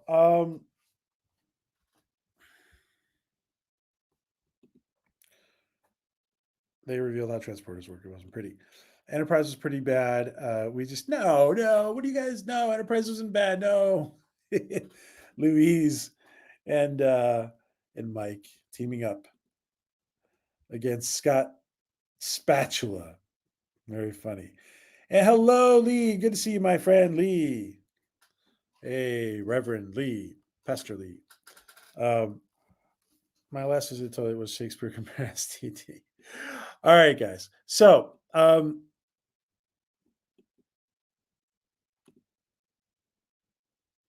yeah, I got men getting notifications.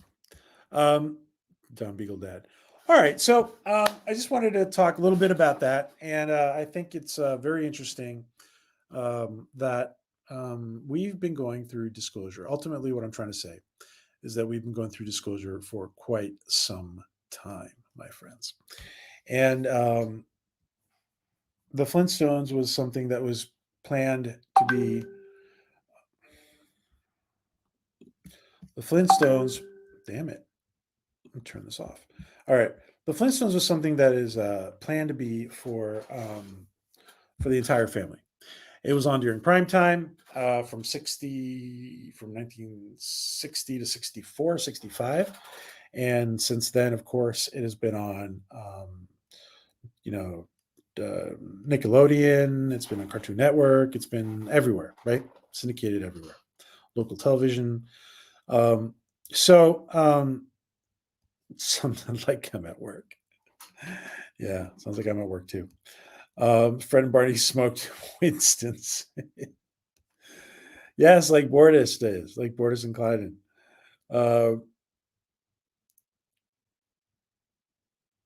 I Peach, I have to say, you went down the rabbit hole tonight, and I'm here for it. Hey, good to see you, Nate. Thank you, my friend. And Nate was a step ahead with with Betty and Barney Hill. And there's a few more things about the Flintstones, but it requires a lot more energy and a lot more research. But basically, that's the gist, right? I thought I turned it off. How was something okay? So that's the gist, guys. And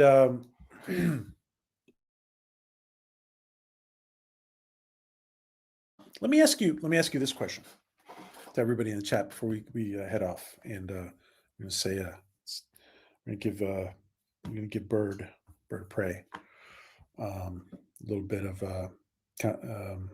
remembrance. What do you guys agree that we have been going through decades of disclosure? Decades of disclosure. Do you guys agree we've been going through decades of disclosure? I think so. I think it's pretty evident. Listen, it's 2024. It's 2024, guys. Sometimes it's hard to believe it's 2024. The years go by for, unless you're a youngin, right? That's in your childhood right now, but the years go by. And it's interesting how we have been exposed to this on many different levels. And I think there's several different agendas too. And the entertainment industry is absolutely involved, right? Absolutely involved. And and let me say too that and Tim has talked about this too. Tim Tactics has talked about this, about the entertainment industry. I view the entertainment industry as Tim and Sarah, they both talked about it. I view the entertainment industry as having, at certain times, it's like they might have an agenda one way, and I don't just mean now. I mean over decades, right?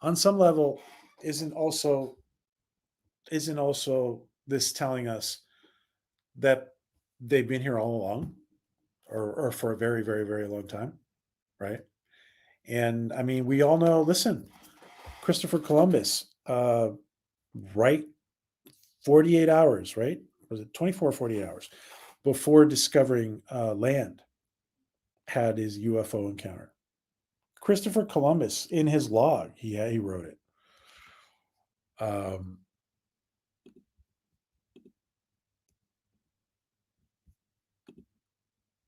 Plausible deniability.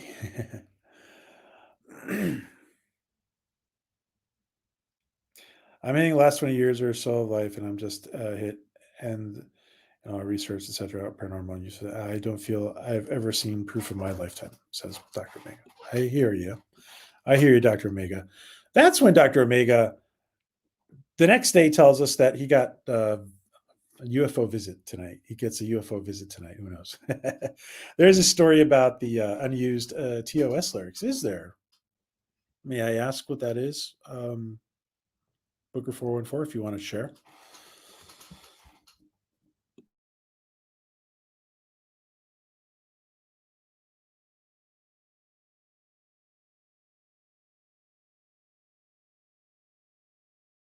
In search of. Yes, in search of. How about using alien DNA for a cure for cancer? I think they probably have the cure for cancer already, to be honest. And there's lots of rumors about that too.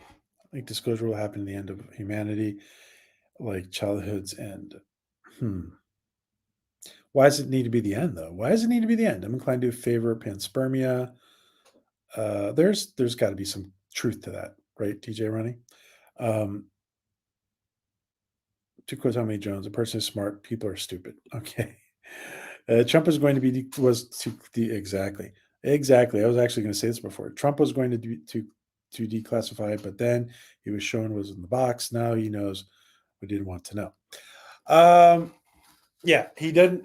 It's pretty clear that Trump, and this also includes the JFK stuff, right? It's pretty clear that, and somehow they're related. It's pretty clear that that Trump knew about it, probably learned a lot more about it when he was president. And what's his name? The Secretary Mike Pompeo was begging him not to divulge it. And I think it's interesting that Bobby Kennedy.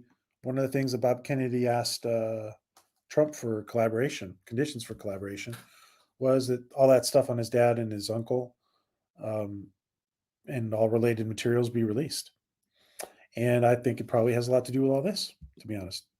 So, spies like us. Gotta love spies like us. Cup half empty. Cup half empty. Okay. The moon landings did happen, Chuckle. The moon landings did happen. That's from our Kennedy Space Center space correspondent, John Beagle Dad. Thank you, John Beagle Dad, for pointing it out. They did happen. What if they did happen, but they couldn't show everything, and they couldn't show everything, so they needed to come up with extra footage because they couldn't show everything. Hey, Arg, why don't we give? I know Arg is dying to do this. Give our space correspondent, our Space Kennedy Space Center correspondent, John Beagle Dad, a shout out there. You there? Hey, you hear me, Arg? What do you say there now, Sir Polymi? And thank you for that shout out. Rod Thunderheart. Good to see you, my friend. Good to see Rod Thunderheart. Not being negative, just realistic. Yeah. Ask Maria if you're being realistic, Dr. Omega. See what she says. See what your Reverend Priestess says about that. Oh, my friend, Dr. Omega. My friend, Dr. Omega. Good to see you here there, Dr. Orgasm. Yeah, that's what the ladies know him as. That's what the ladies know him as. And, Good to see Trucker and Rod Thunderheart trucking away there and listening to us. Dr. Omega will be abducted. Yeah. Doc, if you are, let us know. Gene wrote the TOS lyrics so he could get half the royalties for the music, even though he knew he would never hear them. Oh, interesting. And okay, you guys are, thanks guys for both of you guys. Gene wrote the lyrics and added them to Cougar's to encourage song to get co-writing credit and thus lifetime royalties. Gotcha. Oh, I didn't remember that. Thank you. Actually, Vulcan, you could tell because at the end of The Simpsons, he'd be leaving homework done. It happens at the end because humanity is we're not. It happens at the end because humanity is a dead end, and we're not smart enough to get over our basic instincts. That's why we need to turn. No, that's not negative at all, Dr. Omega. Not at all. Are you listening, Maria? Our buddy, chummy there, as Arg says. Buddy, chummy, says Arg. God, double speed. Gotcha. I love doing that. Go get a snack, go to the fridge, and yeah. Did aliens kill Kennedy? No, I don't. Well, that's a good question. Did aliens kill Kennedy, or was he going to divulge? The rumor is he was going to divulge way ahead of time, what people would be ready for. And sometimes some people say that this whole parallel universe thing is a real thing, and there was a reality where Kennedy divulging so early was not good for history or something like that. So those are rumors. I don't believe there is disclosure. I believe we are just very imaginative, and aliens are coming from our imagination. And Lady Miss is saying hello to Arg. Isn't that sweet? She's saying hi to you, Arg. Misty girl there gets me all warm and fuzzy there now. Gets me all misty-eyed there. See what you did, Lady Mist? See what you did? I'm not an optimist or a pessimist. The glass isn't half empty or half full. There's just not enough in the damn glass. I'm realistic. I loved Enterprise song. I did too. I did love the Enterprise song, and I love the fact that General Chuck Yeager, was in there. That was the monorail episode, by the way, PJ. Thank you, Mike. Pops, good to see you, my friend. Good to see my friend Pops. Yeah, we're talking. We've been talking, Pops, about how there's all these little things about disclosure in the Flintstones, and we're going to sign off soon. We're going to say bye. We're going to say bye to Bird again. And we're sharing also here how they would clone Fred Flintstone. These aliens cloned. That was not Gazoo. They cloned Fred Flintstone. And for anybody who's just coming in here, let me just play that little clip again.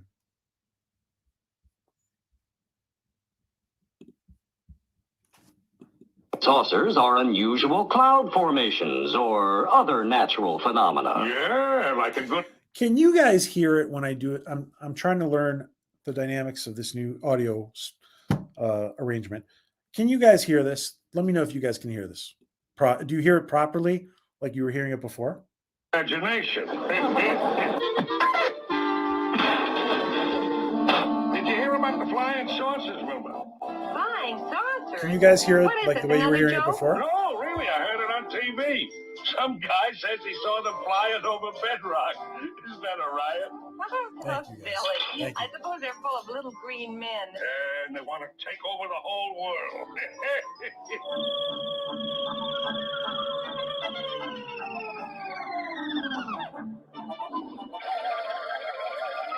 Yabba-dabba-doo means I love you.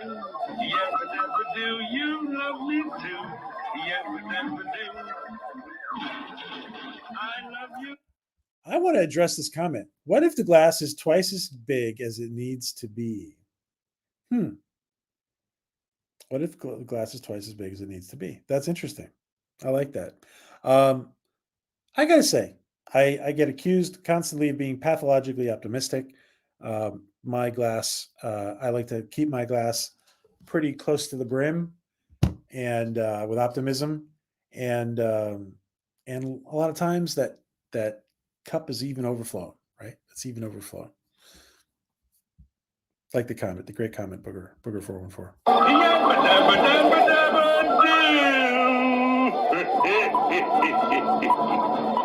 Hey, I'm in good voice tonight.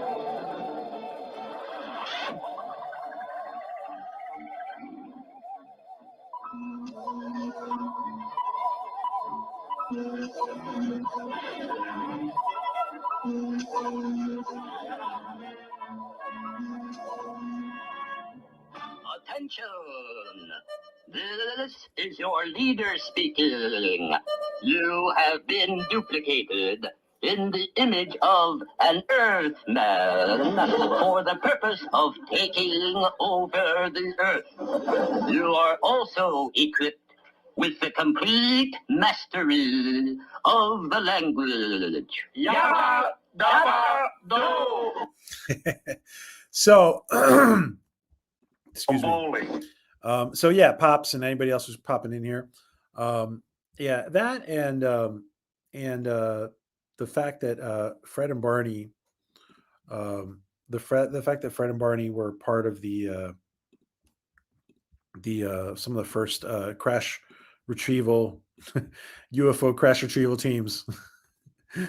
Those, yeah, that's what we were talking about. And it's been a long time. It's been a long time.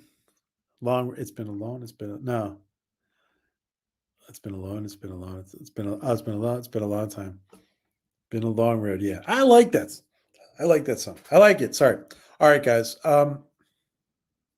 Guys, that's LDG's channel. Make sure you are checking him out. Guys, use your wrenches before we go. Prehistoric Swamp Cast. Thanks for the feedback, guys. I'm not giving negative value judgments. I'm using my ADHD brain to recognize patterns and report my analysis. You're the one ascribing a tone to it. All right, my friend. Okay. Oh, get the F out of here, Doc. I honestly don't understand how you can be a psychologist and still be so optimistic about humanity. That's not a negative comment. Oh, I love you, Doc. I love you. My good friend, Dr. Omega. He knows how to push the buttons. What if there's no glass? Hey, what if there's no glass, guys? Yeah. Yes, Flintstone. No. Oh no. Jeez. All right. This is why Loki and I started Positively Positive Stream, by the way. Flintstones First Contact. Yeah, that's what it should be called. We need to perhaps we need to empty it out instead of filling it up, and our cup is so full that we listen. There is we need to unlearn things as far as knowledge and prejudice and established ideas. There is some unlearning and then some relearning to do.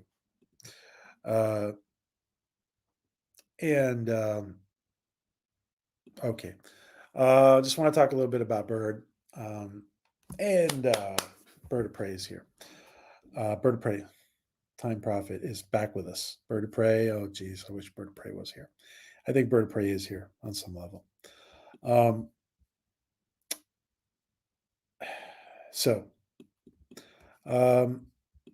Bird was a very special guy. Bird was a very special guy, guys. And John Beagle Dad, I just got your. I'm going to take a look at your video real quick, and we'll share it on the way out. Bird was a very special guy. He was a leader in this community, and for those of you guys who don't know much about Bird of Prey 5, Bird of Prey 5 was confined to a wheelchair and later on confined to his bed the last few years, and he was the best of us. He was the best of us, and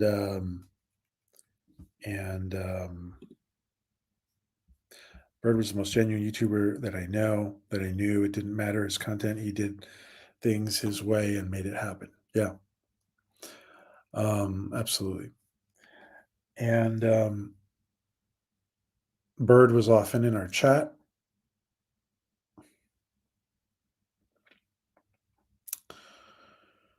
And I would talk to Bird every once in a while on the phone. And I didn't realize things were that bad. And he was a great example to all of us. And I'm just looking for a Bird's picture to put up here. And the one I put up on Twitter. And, well, it's not the one I was looking for, but let's put this one up. Any nice comments that you guys want to write about Bird, we will put them up. And thank you, LDG, for you guys did a great job with the showing the funeral and the wake, and there's a link in there. Bird of Prey passed like 5 days ago, something like that. Mike, yeah, let's put up a picture of Bird. And so a good friend, Bird of Prey. This is Bird, in case you guys all know who he is, in case some of you don't. There he is. He's on the screen and on his Bird of Prey ship, the bridge of the Bird of Prey. And you guys, any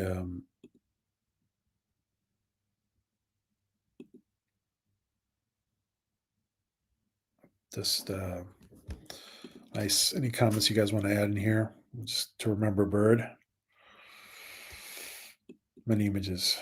Monday night. Thank you, LDG. And LDG was doing a great job in helping Mama Prey and Sissa Prey with all that. So, Bird, we love you.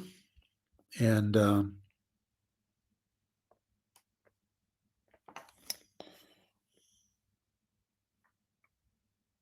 you know, we lost a lot of people lately. And just a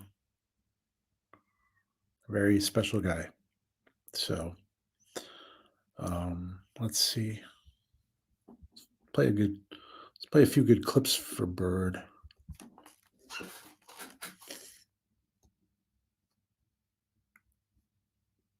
I played this before, but it's really funny, and I know Bird liked this clip.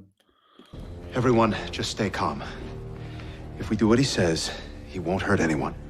What do you want? Which one of you is Bortus?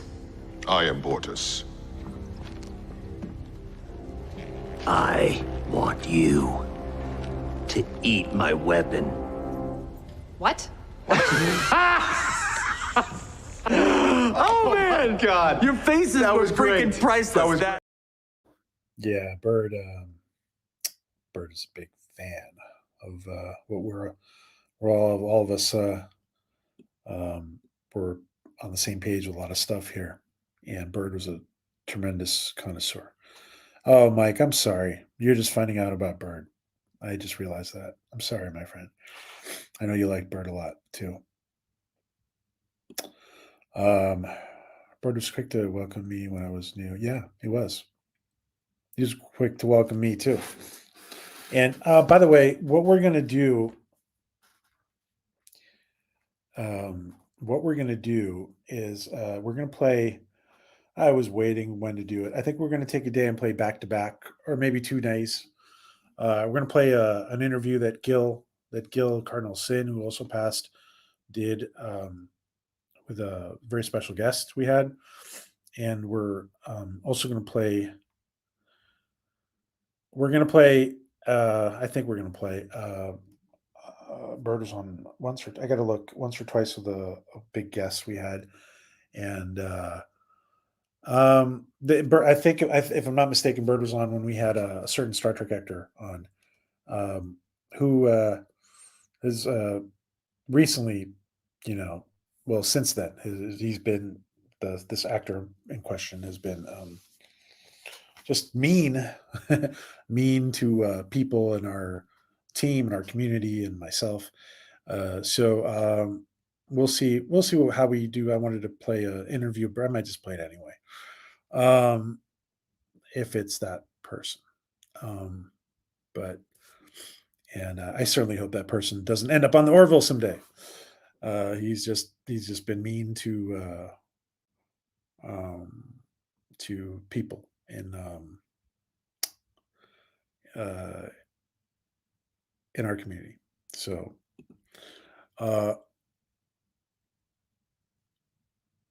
yeah.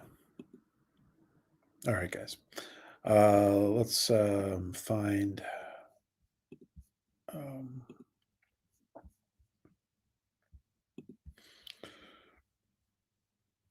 you know what?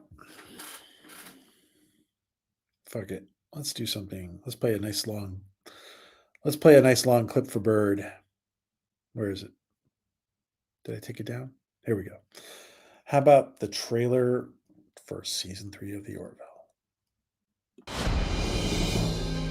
A traveler comes upon the statue of an emperor, inscribed with the words, "My name is Ozymandias, King of Kings. Look upon my works and despair." Only there's nothing left beside it, except empty desert. It is good to be back. I really wish they'd let us play music up here. Why?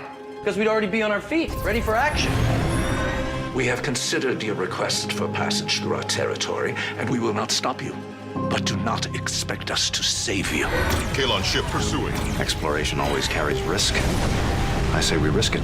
Everything forbidden is sweet. This is a good day. It is a good day. You do know where you're going, right? Nope. Oh boy. Let's go make some history. I didn't prepare anything. Just speak from your heart. We're about to enter unexplored space. I know you're all just as excited as I am, so let's give this everything we got, and may the force be with you. How was that? Perfect. We've served together, we've laughed together, and we all owe each other our lives. you will surrender or you will die. Gordon! On it! And it's a very special thing. We should all get big bonuses. This is history in the making. Here's to a better future. I will be sure to bring my, what does Lieutenant Malloy call it? My A game. There you go, buddy. We have to find a way to preserve some kind of peace. Humans have a tendency to reduce things to black and white, good and evil.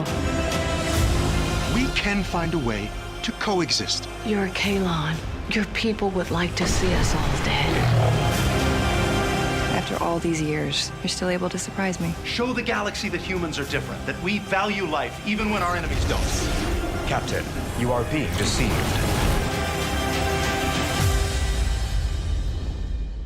It's almost like yesterday was one life.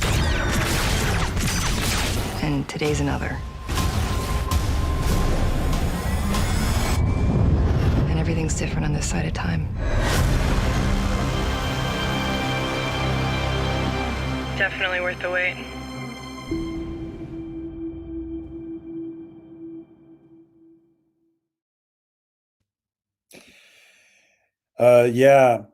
Booker 414. Bird is from Long Island. I mean, geographically from Long Island, but he's in the city. He was in Queens, and maybe I'm sure it's a small world out there, in the Trek community, and I used to drive by Bird's neighborhood all the time. Well, I do drive by Bird's neighborhood all the time. Anyway. Let's see. We're going to wrap up here. And yes, Kapla.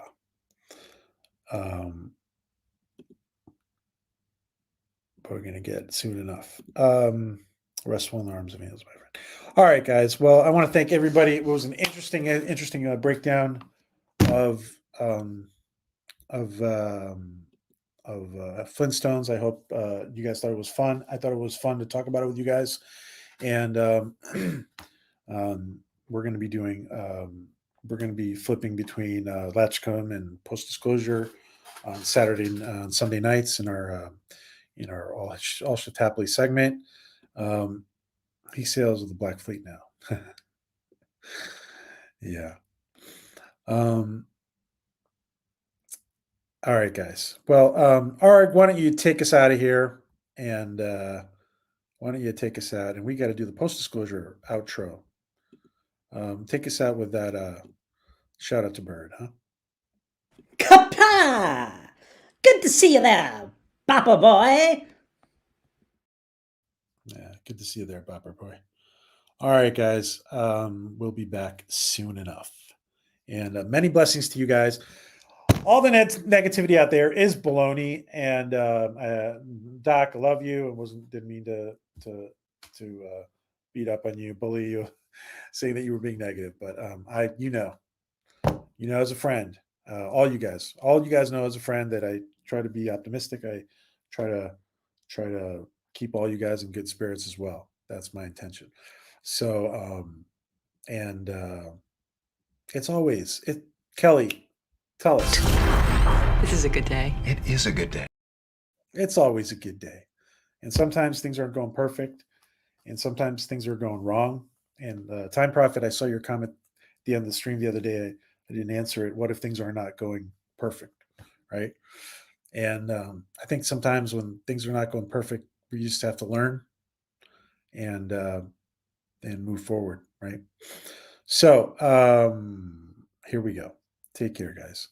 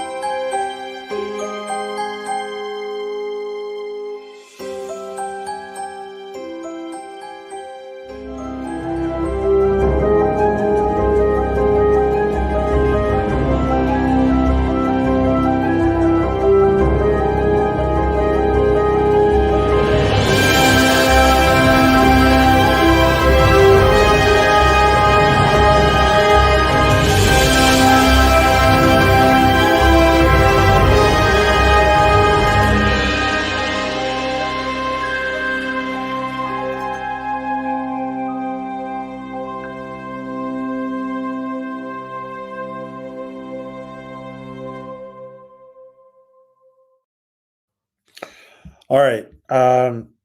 I was going to sign off, and I need to remember my apologies. I was going to look at John Beagle Dad's, and I'm going to look at Rod's real quick.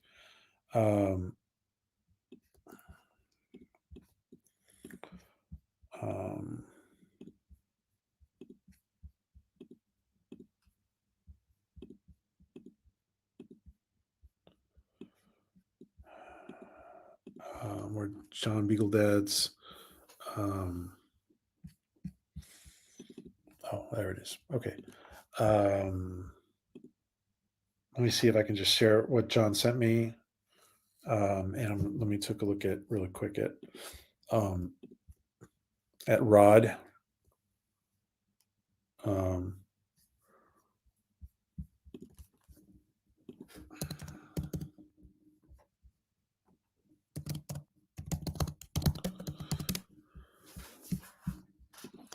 Rod, I don't see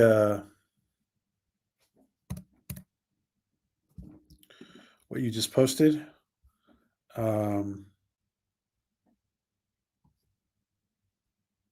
okay.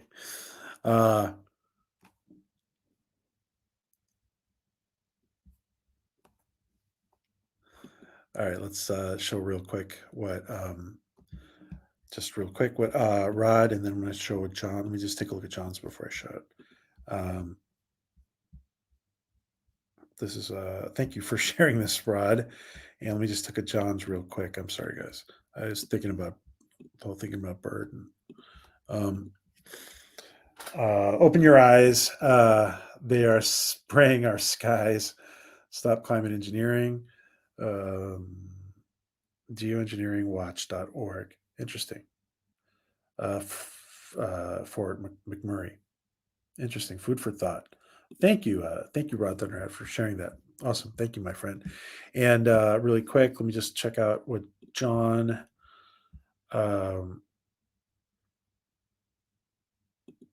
Okay.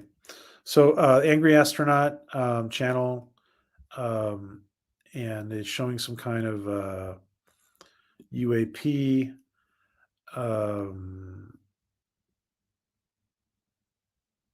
You guys are seeing it. Okay.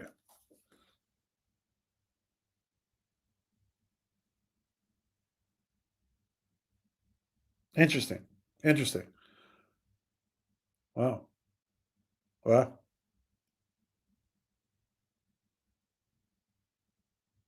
Wow. Fascinating. The cigar shaped. Wow. I don't want to. All right. Make sure. That's amazing. And thank you. And let me just put in the link to that so we give credit. And all right, guys. That is the Angry Astronaut link right there. Thank you for sharing that, guys. Thank you both. All right, guys. We're out of here. Oh, well, we're gonna go out. Let's see. Let's go out old school. Again, we're going out again. So let's go out old school.